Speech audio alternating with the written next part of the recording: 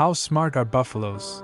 To answer this question, let's take a look at the African Cape buffalo's behavior, given that it's probably the most dangerous wild bovine in the world and one of Africa's most feared giants, which has rightly earned it nicknames like the Black Death or even the Widowmaker.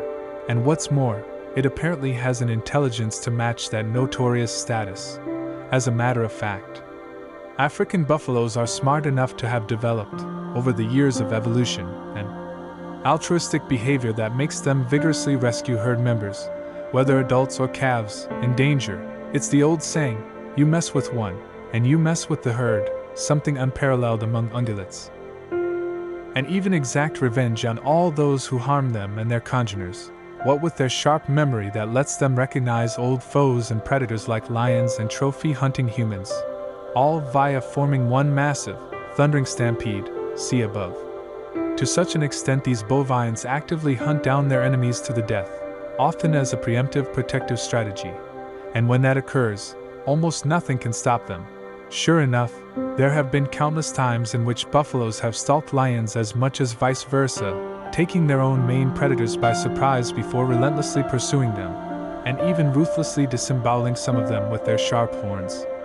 In some extreme cases, the buffaloes will not rest until they draw blood. In fact, most buffalo attacks on lions are oftentimes unprovoked, meaning that they don't always happen in retaliation against hunting. As such, assaults have occurred even when the golden cats were merely relaxing rather than hunting. In the process, buffaloes have even killed lion cubs.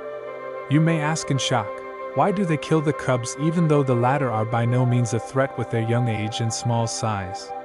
Well, the bovines do not take that into consideration. They don't even have time for sentiments, because for them, a lion is still a lion regardless of age or size, and so, the only good lion is a dead one.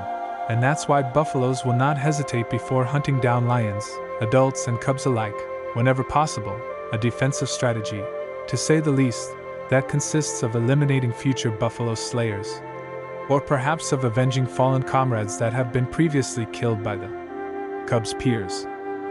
By comparison, elephants, hippos and rhinos are vengeful animals themselves, and they too are hateful towards lions, not to mention they prove to be far more difficult to hunt due to their gigantic size, unmatched strength and aggressive demeanor, and yet, they usually content themselves with just chasing away any lion within reach without actually hunting it down like buffaloes do, preferring to resume being about their business once they finished fending off the cats. And for further comparison, wildebeests, zebras and gazelles regularly live and gather in large herds too, which helps them stick together and reduce the risk of predation, the textbook's safety in numbers. But in reality, when they're under attack from predators like lions, it's every animal for itself. In other words, unlike with buffaloes, there is no rescue squad for a targeted victim, as it's on its own, see below, except if it's a calf getting protected by its mother. Based on thorough research, there's one simple explanation for this: wildebeests.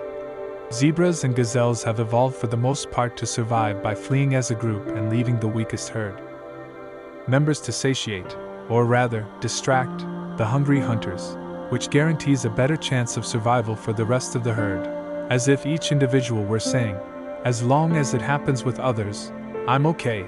That's not in the Cape buffalo's book, because it and its fellow herd members are truly determined to go to full lengths so as to fight back against lions, save fallen congeners, never leaving them behind. Even if these congeners are dying or already dead, or even satisfy their quest for vengeance, it really shows how buffalo-lion relationship is built on heated bitterness and hate, far more so than with other species worldwide.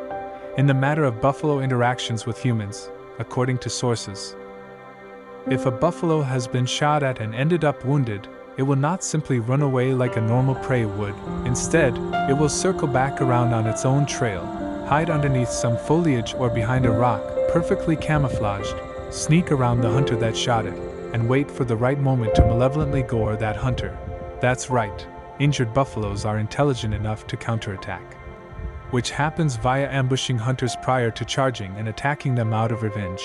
As a result, they are responsible for more hunter deaths than any other African beast, one of many reasons why the animal is classified as one of the Big Five.